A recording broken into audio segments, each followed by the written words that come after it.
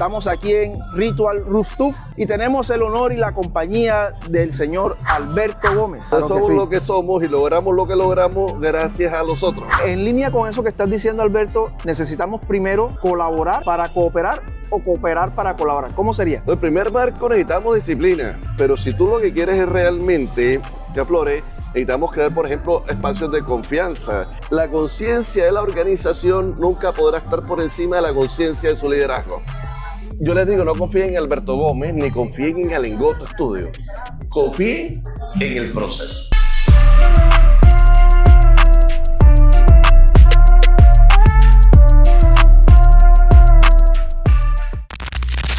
Muy buenas noches, mis speakers, ¿cómo están? Espero que se encuentren muy bien en el lugar donde se encuentren. Hemos hablado mucho de la innovación a nivel de las empresas y conocemos toda esta parte donde las empresas tienen herramientas, dispositivos, software que nos ayudan en todo el proceso de innovación. Pero siempre hemos tenido algo en la mente y es cómo es un proceso de innovación desde la parte humana, ¿cierto? Conocemos en la jerga técnica los conceptos de B2B, que son business to business, empresas que hacen negocios entre empresas. El tema de B2C, ¿cierto? Que son negocios entre las empresas y los consumidores. Pero nadie se pregunta, y para mí en lo personal hay un término que encaja sobre esto que vamos a hablar hoy, es las empresas Age to Age. Human to human. Siempre he creído que detrás de todas las empresas están los seres humanos, que son los que realmente embozan toda esta temática. Hoy vamos a hablar sobre cómo reinventar tu empresa desde la innovación humana. Estamos aquí en Ritual Rooftop. Si no lo conocen, espero que vengan a disfrutar de este gran ambiente. Y tenemos el honor y la compañía del señor Alberto Gómez, CEO y fundador de Alengoto Studio. Alberto, buenas noches y gracias por tu compañía. Gracias a ti, Damián, por este espacio, por esta invitación. Disfrutar lo que decía, un espacio muy agradable con una vista genial. Grato estar aquí. Estamos en diciembre, muy cerca ya la próxima semana, 24, 25 Navidades. Y es momento para dar gracias, agradecer, tú decías, como seres humanos, la gratitud.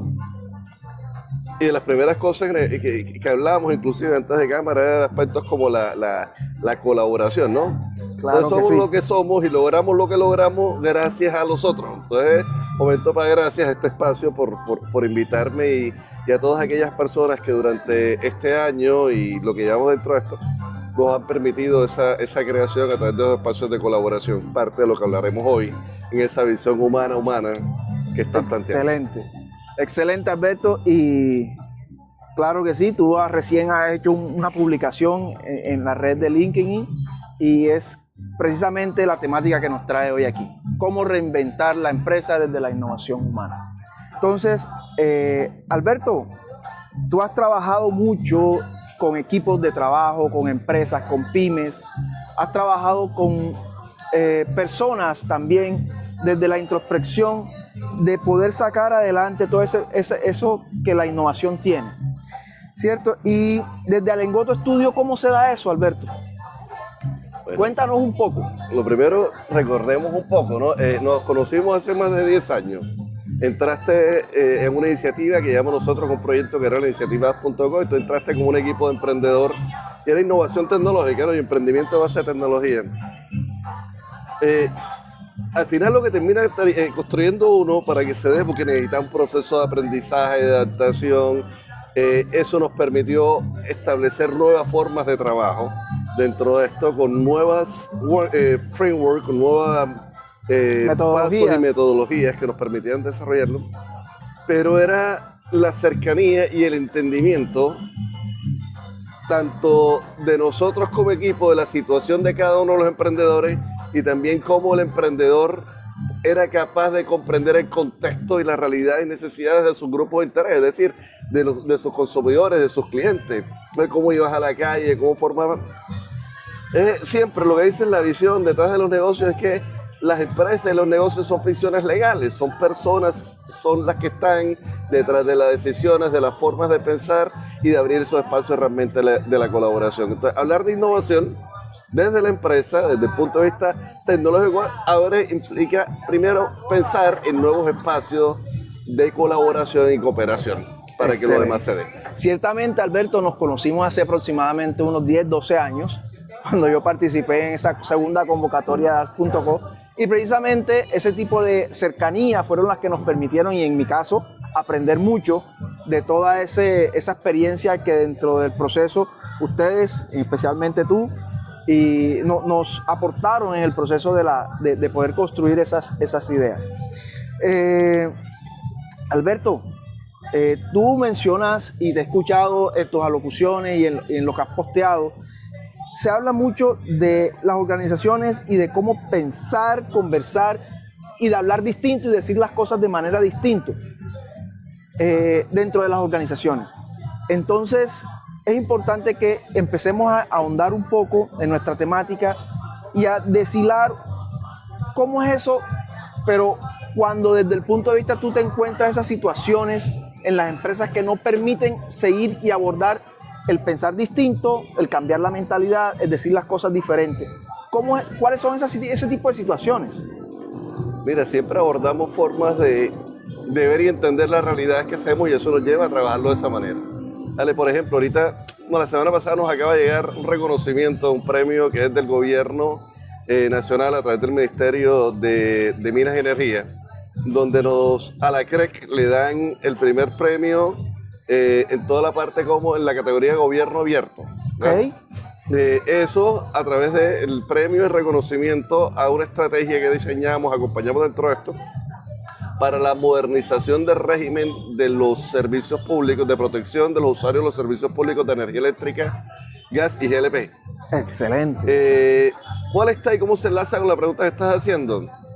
Siempre la CREC como entidad reguladora siempre marcaba distancia, o sea, pensaban, desarrollaban, leían los informes, leían los datos, miraban las quejas, reclamos y con eso sacaban la reglamentación, la normativa y después socializaban con los diferentes grupos de interés.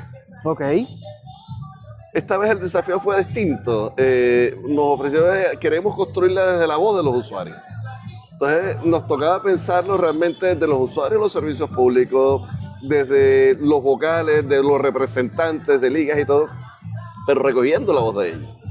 Entonces, sentarnos con el equipo técnico, con el equipo de comunicaciones, diseñar la estrategia de un sistema de protección que evoluciona contigo, que involucrarlo y tenerlo, era una forma nueva de hacerlo, pero una forma nueva que al final muestra resultados. Al principio tú se crean tensiones porque tú estás acostumbrado a una manera, pero te das cuenta en el ejercicio que hay otras formas posibles y que puedes generar resultados mejores de los que tenías anteriormente. Excelente. Berto, eso me llega a algo que en estos días veníamos hablando en una conversación que tuvimos la oportunidad de hacer, o una charla inmersiva, una oportunidad que tuvimos de hacer en Mutualser con el equipo de servicio y soporte de TI, donde les decíamos, toda queja desde los usuarios es una oportunidad de mejora, y creo que lo que tú acabas de decir se enlaza mucho con eso y tiene que ver con ese cambio que aceptó el CREP para poder encaminar ese proyecto de manera diferente. Entonces, eso me imagino que fue un reto y creo que más adelante nos vas a conversar un poco más sobre eso, ¿sí? Alberto, hay muchas cosas que entran dentro del tema de la innovación desde la parte humana, y quiero que nos enfoquemos un poco en el tema de la cultura. ¿Cuáles son esos desafíos? ¿Cuáles son esos impedimentos que encontramos dentro de la cultura organizacional que no nos permiten innovar desde el tema humano? Yo a veces acá y en lo personal siento que cuando la persona no hace parte de, sino que es excluida de, ahí siempre hay una barrera. Entonces yo creo que cuando las personas son parte de, la conversación es distinta, el pensamiento es diferente, la cultura organizacional cambia, y una parte importante de la cultura organizacional es que esta no se impone, sino que se practica con el ejemplo. Cuéntanos un poco sobre eso. Porque se construye en el día a día. Exactamente. ¿Vale? Porque se construye a través de los rituales, de las rutinas, de las formas de hacer, de comunicarse y de pensar del conjunto de personas. Por eso no se habla de una cultura organizacional, sino habla de subculturas de la organización. Ahora tú puedes declarar unos principios, unos valores y algo que pueden quedar en la pared. La pregunta es esos valores, cómo se practican, cuáles son los valores que realmente se practican día a día. Okay. Tú puedes decir respeto, hasta dónde realmente se hagan esas conversaciones de respeto o escucha. La cooperación nos permite alinear, la colaboración nos permite construir juntos. Es decir, yo tengo objetivos individuales, dentro de los marcos de los objetivos de la organización, yo tengo mis objetivos por los que cumplo, ¿no? Entonces yo necesito primero alinearme contigo, por ejemplo, que tienes otros objetivos que al final terminan siendo el conjunto de compromisos que nos ayudan a conseguir los objetivos de la organización.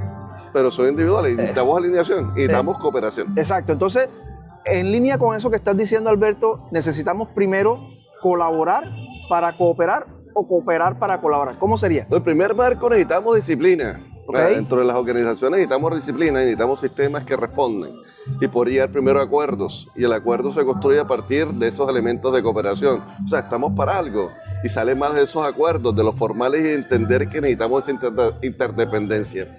Pero eso es cumplimiento, ¿sí? Okay. Y nos da. Pero si tú lo que quieres es realmente que aflore, necesitamos crear, por ejemplo, espacios de confianza, y de confianza donde se pueda pensar en voz alta, donde se pueda expresar en voz alta ideas, y que eso confluya en nutrirse con otras. O sea, no es encontrar a cómo debatir, sino cómo nutrir realmente. Exactamente. Entre eso. Y eso es lo que abre una crítica constructiva, lo podemos llamar crítica constructiva, un debate constructivo en donde las personas, los colaboradores, no tengan miedo de expresarse y que se vean cohibidos en ese proceso de innovación. ¿Lo entendería así? Es lo que tiene, digamos, un elemento que establece la cultura. Por ejemplo, hay culturas de miedo.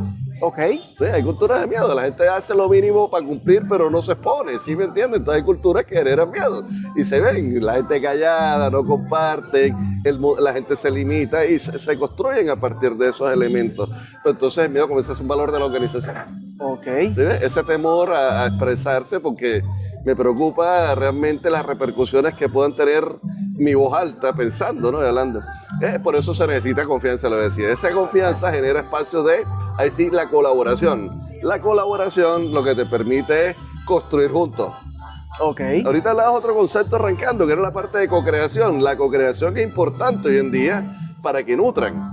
Por ejemplo, la coordinación, que aparece como concepto central de la organización, es un concepto que crea una señora que se llama Mary Parker Follett por ahí entre el año 1931 y 33. Ok.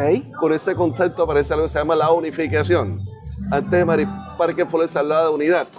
Es decir, la unidad nunca va a existir. O sea, no podemos estar todos juntos pensando en lo mismo para hacer la misma cosa. Dice, hay momentos en que nos encontramos y es donde aparece la cooperación. Perfecto. Y después viene la alineación, que es la que permite que esos espacios de cooperación se den. Ok, ¿vale? Excelente. Pero después entonces se viene, no, pero es que hoy ya no necesitamos solo eso, no necesitamos lograr, hoy necesitamos encontrar nuevas formas. Y nuevas formas se da a través de esa co-creación. Ok. ¿Sí? O sea, y co-creación ya pensamos juntos. Colaboración, cooperación, co-creación. Entonces venimos así. Cooperación, colaboración, y eso es lo que nos da la co-creación. Excelente. O sea, lo que permite la co-creación es la colaboración. Y todo desde el punto de vista de la persona, del ser humano. No hay otra, no hay otra. Las herramientas, los procesos, los software, todas estas metodologías son externos, o cómo lo trataríamos nosotros, cómo encajaría entonces todo este proceso metodológico de las herramientas, los software, los procedimientos dentro del proceso de innovación humana. Son componentes, pero primero yo le digo, soy muy recalcante mucho en los espacios, ¿no? En estas conversaciones que tenemos, y todo, le digo, siempre hay tres capas. Uno tiene que entender. La primera es la capa de la mentalidad, que es la que va construyendo toda esta cultura de la organización.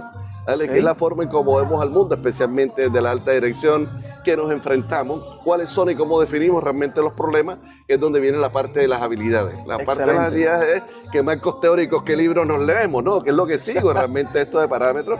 Y después vienen las herramientas, que son los workflows que utilizamos, ¿sí? Los patrones de trabajo, que es la que nos permite llevar a cabo esas habilidades que tenemos, con que trabajamos en el día a día, con la agenda, con la libreta, con el guión, con el mapa mental, con las herramientas que se convierten al final en tecnología, que la suma nos da el proceso, que es el marco, pero atrás está la mentalidad. Excelente. Entonces lo que vemos en el día a día son herramientas.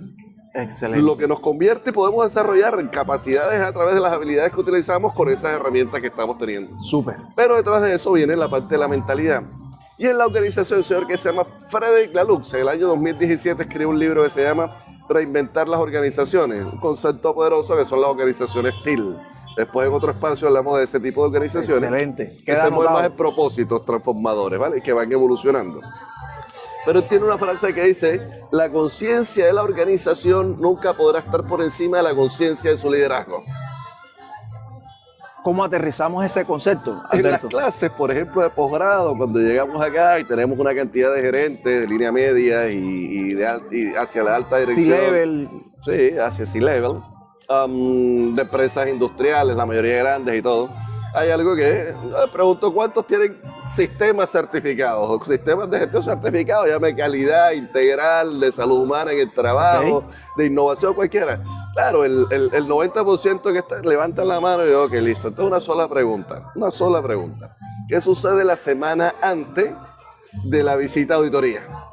La gente ya la entendiste. Ya la entendiste. Entonces, sí, todo el mundo está haciendo lo que no debe hacer. Lo que no debe hacer. Ya, pero está alimentando la cuestión. Entonces, hay un sistema que está implementado. Tenemos los sistemas implementados. Están documentados, están todos, pero los cumplimos.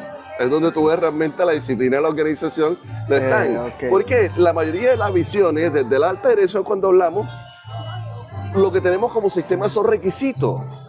¿Sí? Entonces necesitamos el requisito de esa certificación, por ejemplo, en calidad, en ISO 9001, tenemos en 14000, o tenemos en la 54000 y cosas de ese tipo, ¿no? Pero el requisito se convierte en el fin, no en el medio, para una mejora y todo lo demás. Exacto. Entonces necesitamos o tenemos sistemas implementados, pero no están implantados. Es decir, no han trascendido al ADN, a la cultura de la organización. No tenemos una cultura de mejoramiento, no tenemos una cultura de aprendizaje que nos lleve ahí difícilmente a una cultura realmente de la innovación. O sea, lo que tenemos es un sistema de papel, más no dentro del ADN de las personas que lo viven, que lo evidencian, que lo ponen en práctica, que lo accionan cada vez que sucede algo dentro de la empresa. Por eso es que Drucker decía muy sencillo, en los 80 decía, la cultura se desayuna a la estrategia. Ok, excelente frase, me la voy a robar. Alberto, entrando un poco más en temática, te voy a hacer unas preguntas que van muy alineadas con todo lo que ya hemos hablado, con toda esta introducción, con todo el tema de innovar desde la perspectiva del ser de la persona. Y la primera pregunta que te quiero hacer aquí es, ¿qué significa transformar una cultura desde la innovación humana?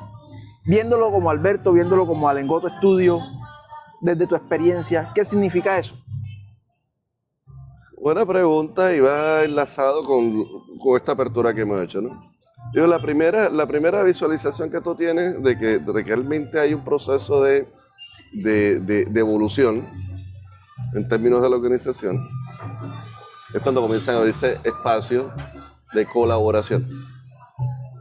Cuando comienzas realmente a trabajar para construir en conjunto, no para cooperar únicamente.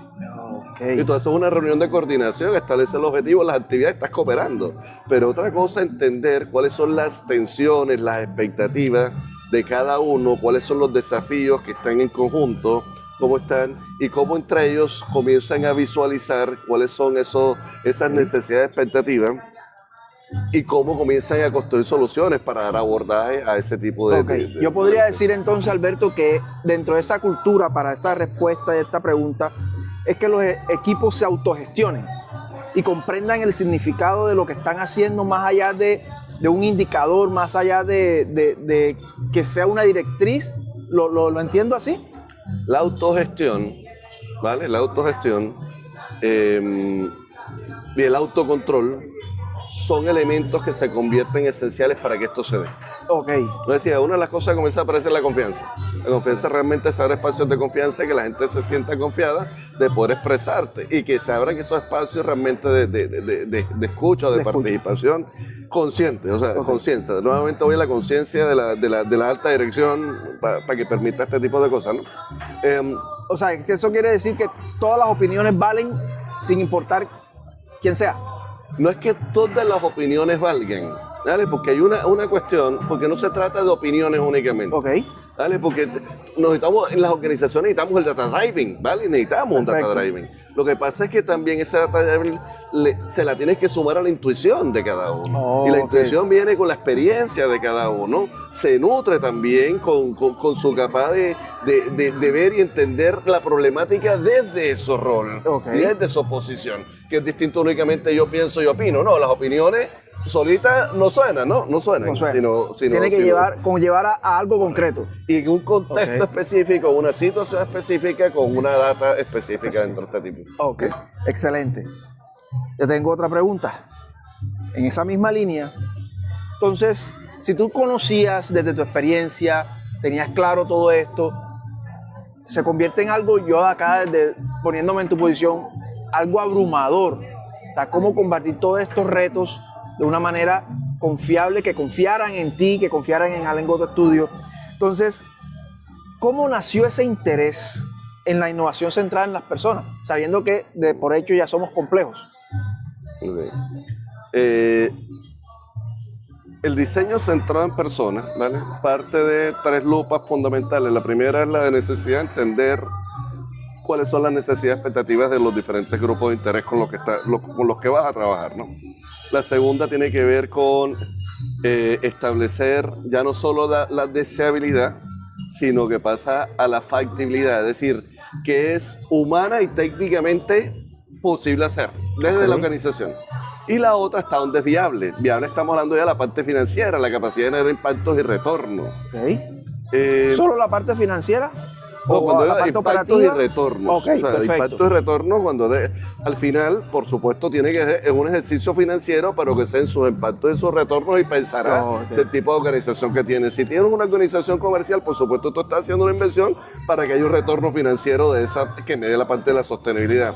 Si yo estoy haciendo una gestión desde una organización pública o una organización sin ánimo de lucro, pues yo estoy mirando en términos de los impactos, en términos de los desafíos que teníamos y cómo vamos eso retornándolo socialmente, por ejemplo. Excelente. ¿Sí? Entonces uno lo tiene ahí. Entonces, ¿qué es lo que viene? Yo no digo, lo primero que uno es realmente estar dispuesto a escuchar y comprender al otro en sus desafíos, en sus necesidades, con esa brújula. Y político lo hacemos con los clientes, ¿no? Tratar de entenderlos muy bien. Porque muchas veces lo que trabajamos comercialmente es que vamos a ofrecer nuestras soluciones. Y muchas veces nos dedicamos a entender realmente qué es lo que necesita realmente el cliente, y muchas veces lo que necesita el cliente no es claro. A veces el cliente no sabe ni siquiera lo que necesita. La mayoría de las ocasiones, muchas veces los clientes, porque hay una cuestión que aparece en Mixer, en unos autores, por ejemplo, cuando yo decía los elementos fundamentales del management, fundamental aparecía la moda. La tendencia. Las modas, lo que está de moda. Entonces comenzamos a implementar sistemas de gestión hace varios años, hace como 10, 15 años hicimos una investigación de cuáles eran las decisiones en términos de sistemas gerenciales que se tomaban, y nos encontramos que en más del 80% de las decisiones en términos de modelos gerenciales eran modelos sustentados por decisiones por moda, es decir, por está de moda. Entonces, montando un sistema de gestión de calidad. O sea, no porque realmente lo necesitara, sino porque todo el mundo estaba metido en la onda. La onda, eso lo está hablando. Entonces yo estoy haciendo planeación estratégica, porque es que todo el mundo en la reunión de hoy están implementando planeación. Yo no voy a quedar atrás. Entonces implementamos eso. No, que hay un software nuevo que nos permite involucrar la ERP. Entonces yo también quiero estar dentro del paquete y hablar de mi ERP, ¿no? Entonces son iniciativas que se toman, ojo, por moda. Entonces muchas veces demandamos y asociamos con temática, por ejemplo, temáticas cuando va a hacer capacitación o algún tipo de intervención. Entonces se habla, no, yo necesito mejorar el servicio al cliente. Pero es que es un concepto muy largo, ¿no? Entonces, ¿cuáles son los problemas que están detrás para decir cuál es el dolor? ¿Dónde manejamos nosotros realmente, hasta dónde abordamos? Pero por eso uno tiene que entender muy bien lo que está pasando en la organización de cara a los clientes. Eso lo que me quiere decir es que tú llegas a la empresa, te metes en la empresa, vives con la empresa la situación, y desde ahí es donde nace todo el proceso y metodología que ustedes implementan desde la innovación humana. Entonces arrancamos nosotros por algo el mismo concepto del estudio. Nosotros tenemos preguntas de investigación que se van nutriendo y que nos marcan unos desafíos. Entonces nosotros constantemente estamos haciendo casos, desarrollando investigación, estamos pautando con empresas, estamos mirando a ver desde los diferentes escenarios qué es lo que está ocurriendo, ¿vale? Y que explican desafíos realmente hoy, especialmente los temas gerenciales que lo hacemos. Nosotros lo que hacemos es un estudio de diseño gerencial, es decir, cómo ayudamos a la gerencia a resolver problemas en términos de crecimiento y evolución. Okay. ¿Sí? Entonces, nosotros nos basamos mucho en investigación científica y aplicada al campo del crecimiento de las organizaciones. Entonces, cuando entendemos esto, lo que entramos a diseñar son marcos de trabajo personalizados a cada uno. Bueno, nosotros tenemos estándar que se llama nuestro proceso. Entonces nosotros tenemos como de la gran lupa de nosotros está desde el marco de arriba de la sombrilla, es el DCP, el diseño centrado en las personas en el centro, la viabilidad y la factibilidad como elementos detonantes dentro de esto. Utilizamos una metodología de pensamiento en diseño, que es el design thinking, los 5 elementos del diseño. Pero lo bajamos un marco para la solución de problemas complejos, que tiene que ver con el doble diamante, para separar espacios de problema, espacios de la solución. Siempre operamos y de acuerdo al reto que tengamos, montamos procesos, ¿vale? Montamos los procesos. Las soluciones son personalizadas en la mayoría de los casos. Entonces, ¿qué pasa? Yo les digo, no confíen en Alberto Gómez, ni confíen en Alingoto Studio. Confíen en el proceso. En su proceso. ¿Vale? Confíen en el proceso. Entonces, lo primero es lograr realmente que se dé esa confianza en el proceso, pero se va dando primero en las conversaciones realmente que vamos teniendo, en la capacidad de leer realmente esas necesidades expectativas, en demostrar el rigor que colocamos realmente a cada elemento que diseñamos. Cuando la gente, es que no brincamos directamente a la solución, hay que darle el espacio realmente entendimiento del problema y que todos estemos. Entonces la gente va entendiendo realmente los marcos. Y ya cuando te metes, o sea, cuando estamos haciendo las mesas, los espacios que al final son espacios de lo que te digo, de colaboración. Donde tiene 5 principios. Yo le digo, mire, el primer principio de un espacio, por ejemplo, dentro de esto es el amor. Todo lo que se dice, todo lo que se piensa y todo lo que se hace, aquí debe ser con amor. Y el amor arranca con la empatía, qué curioso. Pero no la empatía de ponerme en los zapatos del otro, sino se llama de respeto, de la capacidad de respetar. No juzgar. Sin juzgarlo. Ok, excelente. Lo otro, cada idea es un post-it. Hay que escribirlo, no hay que echarlo, o sea, no nos quedamos en la palabra, no. Vamos a la acción. Y escríbalo, escríbalo, píntelo, dibújelo como quiera, pero hay que materializarlo en alguna forma. Perfecto. Para que no se quede en el aire. La tercera, hay roles no dominio. ¿Cómo es eso? Que ahí no hay jerarquía. Cuando estás en la mesa no hay jerarquía. Se desaparece que yo soy jefe, tú eres subordinado, nada. Son personas que están interactuando y lo que hacen los facilitadores de mesa es tratar de garantizar que nadie se quede con la palabra, que aparezcan todas las ideas que se bloqueen. O sea, que no haya bloqueo entre ese tipo de cosas y garantizar que cada uno vaya en el marco de trabajo que estamos haciendo, pero al mismo tiempo que se escuche la voz de cada uno en donde están.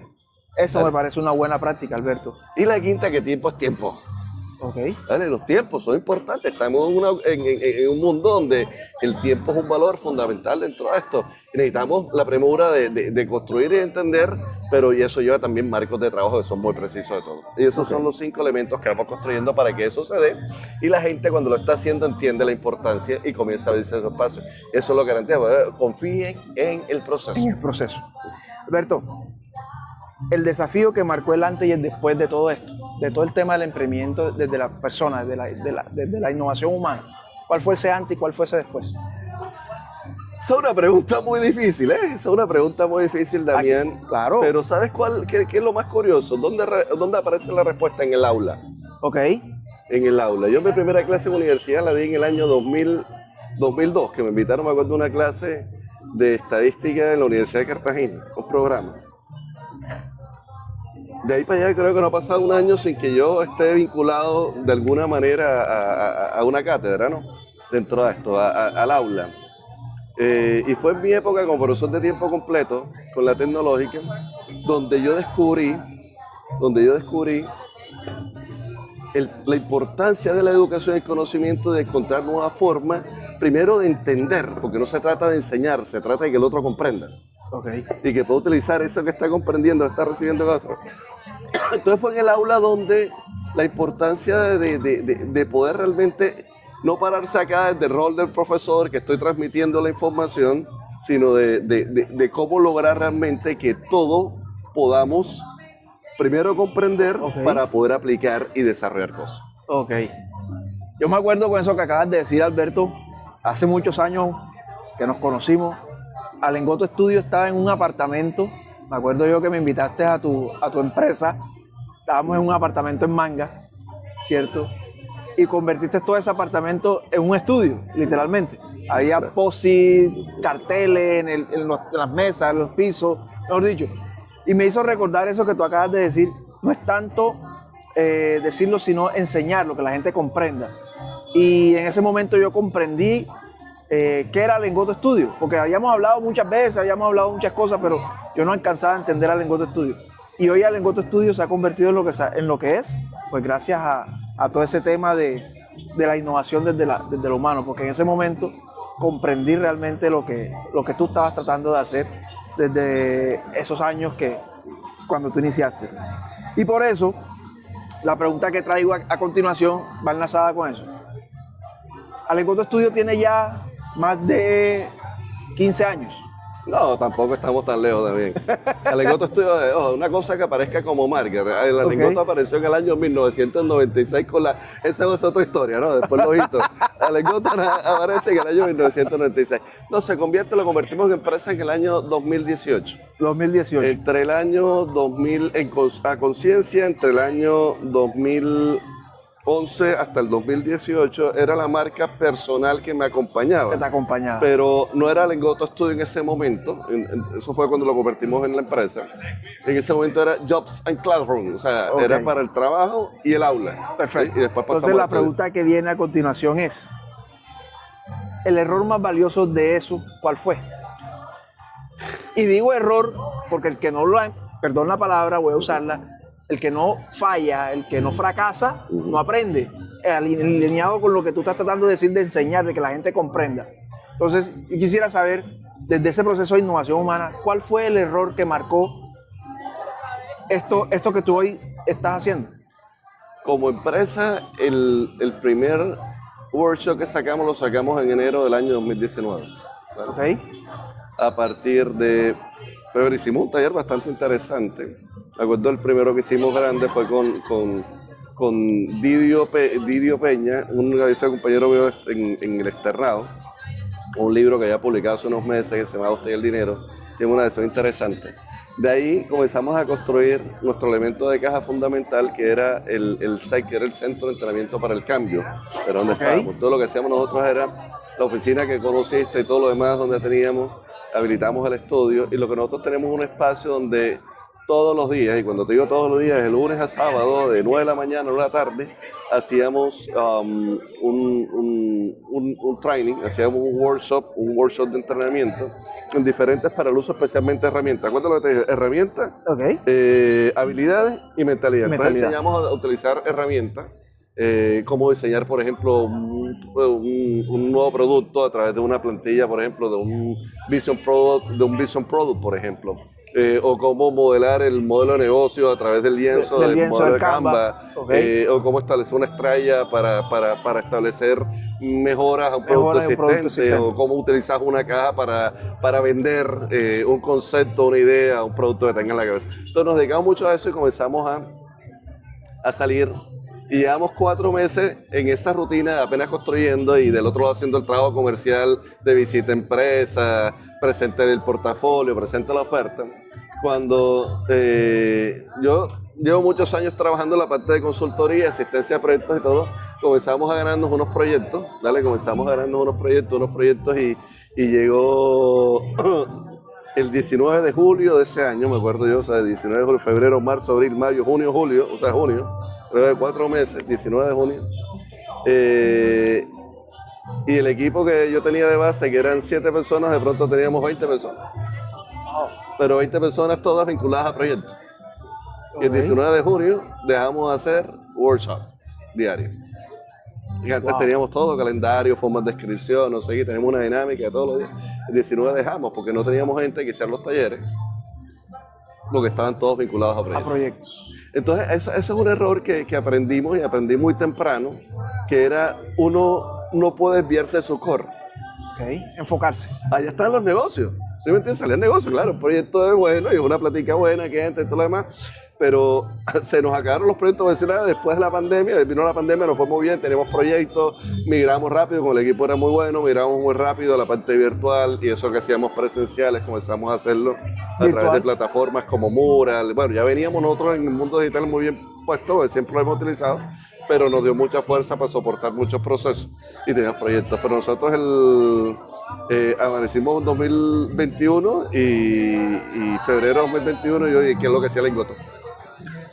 ¿Cómo así? No, Tal cual, desenfocados. O sea, chao la gente, chao, no había con qué pagar la nómina, no había con qué, nada, o sea, nada, nos quedamos 3 personas y tocó sentarse, bueno, vamos a reinventar esto y sacar el portafolio, vamos a sacar, teníamos varias marcas, porque teníamos esto del SEC, teníamos, bueno, diferentes conceptos que estábamos sacando en ese momento y vamos a replantearlo, ¿vale? Y vamos a replantearlo y vamos a concentrarnos. Okay. Todavía no hemos tomado la rutina, no hemos centrado más en el portafolio de los ¿cómo se llama? De los workshops de intervención. Tenemos 2 tipos de workshops, que son los workshops puntuales, que nos vamos a una de estas fases de explorar, de generar, definir, crear, ¿verdad? Entonces identificamos con la empresa qué es lo que necesita y en 3-4 horas desarrollamos toda la magia de Lingoto. O ya lo que son los de enfoque, que son 6 sesiones, de acuerdo a enfoque en planificación, en productividad, en la parte de la cultura, ¿no? Del equipo que tienes ahí, o desarrollo hacia el mercado. Pero eso nos costó. El año 2021, en términos de eso, fue bastante fuerte. Pero lecciones de vida. Consejo, Alberto. Consejo para aquellas personas que están iniciando un proceso de transformación o aquellas personas, llámese organizaciones, llámese equipos de trabajo, llámese a título personal. ¿Cuál sería ese consejo que tú les darías hoy para que iniciaran ese proceso de innovación, pero desde la persona? Porque la técnica se aprende, lo tecnológico se aprende, lo metodológico se aprende, pero ¿dónde queda el ser, la persona? ¿Cómo sería eso, Alberto? ¿Cuál sería ese consejo? También desafío, pregunta difícil de la persona, porque nuevamente toma algo que se llama, primero toma conciencia. Okay. Bueno, lo primero es tomar conciencia de mi realidad y cuáles son los desafíos.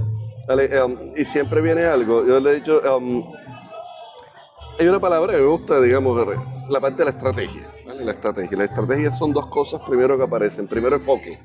¿Vale? O tener un enfoque. ¿A qué le estás apostando? Eso es reconocerlo. O sea, ¿a qué le estoy apostando realmente? Okay. Como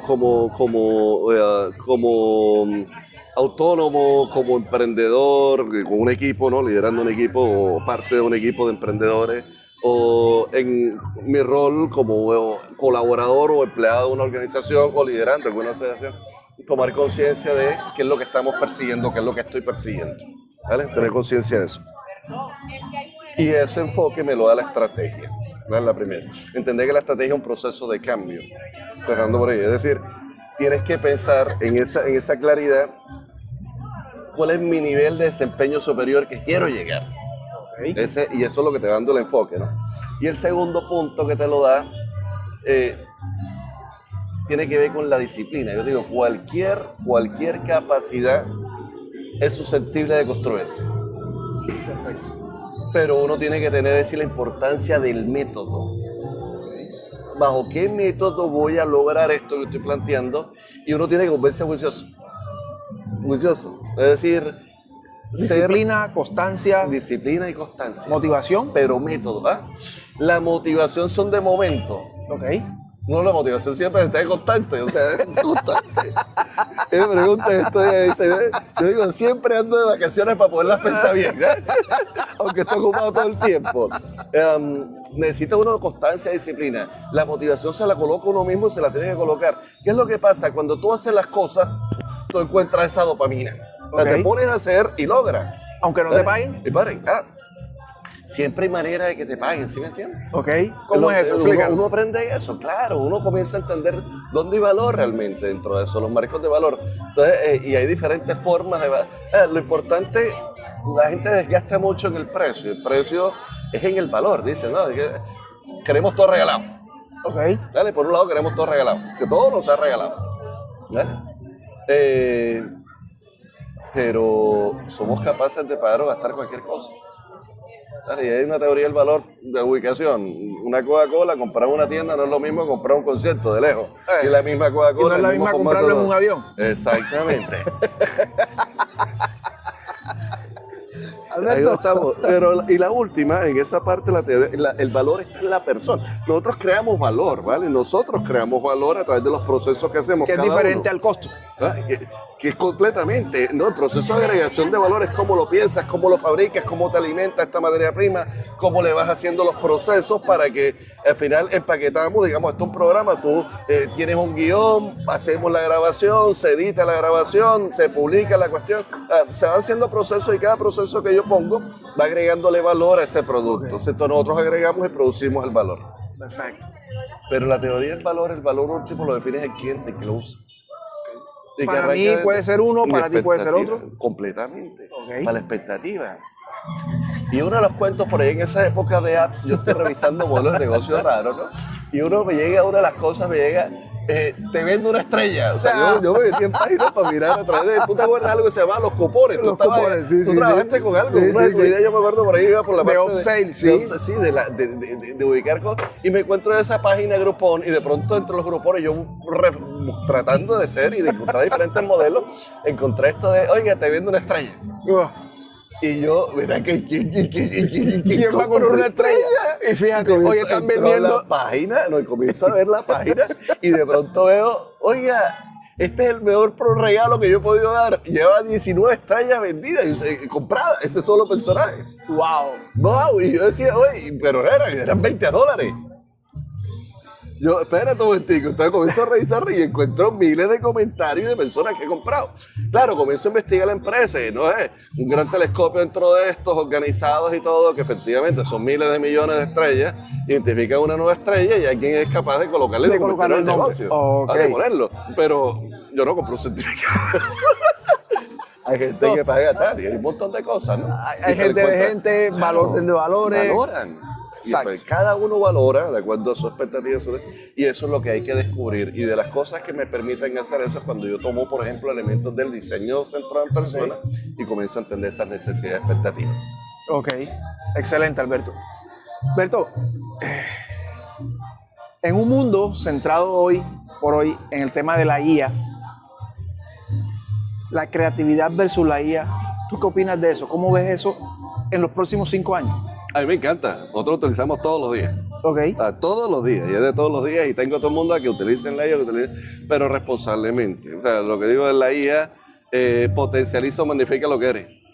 Entonces, ojo, lo que podemos replicar, ¿no? O sea, si tenemos personas que están utilizándolo de manera responsable, pues vamos a aplicar esas irresponsabilidades, ¿no? Bonito, porque real también. Perfecto. Sí, y tienen estilo y todo lo demás, pero no está. Entonces, lo que voy es eso. Y eso implica dominio de lo que estás haciendo, de lo que tú sabes, y puedes potencializarlo. Ahora bien, otra frase acuñada, y eso salió en algún curso de dirección de proyectos de inteligencia de negocio, le decía, vea, si no eres capaz de visualizarlo y dominarlo en análogo, difícilmente lo cae a lo digital. ¿Vale? Nuevamente, si no eres capaz de comprenderlo en análogo, difícilmente lo cae a lo digital. ¿Vale? Esa capacidad nosotros de sentir, de percibir al otro, a las emociones, todavía la máquina no lo puede hacer. De cómo conecto algo, digamos, dentro de eso, con otra experiencia pasada, o con otro tipo de circunstancias, todavía eso no lo puedo hacer. Y de sentirlo, y de sentir la conversación. Entonces, y eso es lo que nos lleva a nuestro potencial creativo. ¿Sí? El otro es una máquina programada para hacer cuadros, ojo, y que están aprendiendo y que pueden desarrollar ciertas habilidades no generativas dentro de este tipo de cosas. Pero la máquina todavía no siente. Y la expresión artística es sentimiento de base. Entonces, ¿dónde raya esa línea gris? Si nos vamos un poquito ya al tema más empresarial, cuando las empresas quieren volverse creativas, pero vemos a un cúmulo de gente sentada, ChatGPT, Gemini, Claude y todas estas, entre comillas, IAs. Bueno, obviamente me voy a atreverme aquí a decir que el concepto de IA va mucho más allá de eso. le están dejando todo ese valor creativo a este tipo de herramientas. Yo encuentro, y en lo personal he encontrado gente que ya no se dedica a redactar un correo. Le dice a la IA que lo haga. O me encuentro gente que ya en profesiones como por ejemplo el diseño gráfico, encuentro muchachos que se sientan y le dicen a la IA, necesito que me generes una y listo, y ese es el trabajo que presentan. O sea, entonces, ¿dónde raya esa línea gris entre lo que es la creatividad como desde el ser, desde la innovación humana con la IA? ¿Dónde están esos límites? ¿Cómo lo ves tú? Yo me asombro, ¿eh? Bueno, lo primero que te digo, yo me asombro. Como esos comerciales hechos con IA o caricaturas y cosas de estas con IA. Y yo me asombro y digo, wow, hay uno de los perritos y muestran perritos. Yo digo, genial, o sea, hay una cosa, una genialidad detrás de la capacidad que tiene la IA de generar y de crear. Nuevamente, está programado para eso, ¿vale? Está programado para eso. Pero no hay como la genialidad, por ejemplo, de la propaganda de antes, de la publicidad de antes. Okay. En esta época, ahora que dice eso, me acuerdo de esta época, las propagandas esas que salían de Coca-Cola y Pepsi compitiendo por el tema de la Navidad.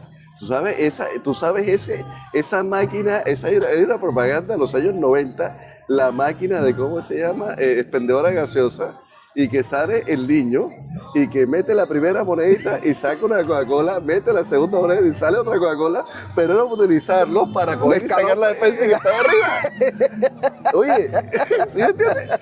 Eso no se le ocurre a Uriah, ¿vale? Okay. Eso es publicista detrás y gente realmente creativa dentro de eso. Y de eso hay una cantidad de propagandas que uno ve, pero eso es potencial. O sea, hoy se ven asombrosas, hay algunas cosas que permiten crear cosas realmente asombrosas, pero el ingenio realmente creativo dentro de ese tipo, la IA todavía no alcanza la capacidad de eso. Y yo creo que no va a alcanzar nunca porque eso tiene que ver con conectar muchas cosas que todavía la máquina no tiene la capacidad.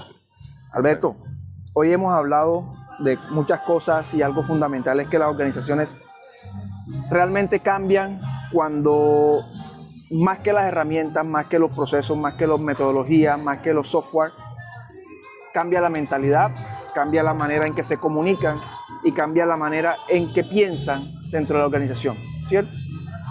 Eso nos lleva a concluir de que la cultura realmente cuando se implementa con estos matices que tú nos has dado hoy, el día de hoy, es donde sucede la magia realmente, donde empezamos a ver innovación desde la parte humana, donde empezamos a ver que la creatividad genera otros matices dentro de la organización y hasta un valor que de pronto no llegábamos a percibir desde los mismos colaboradores hasta pues, las negociaciones en altos niveles que se puedan dar dentro de la empresa.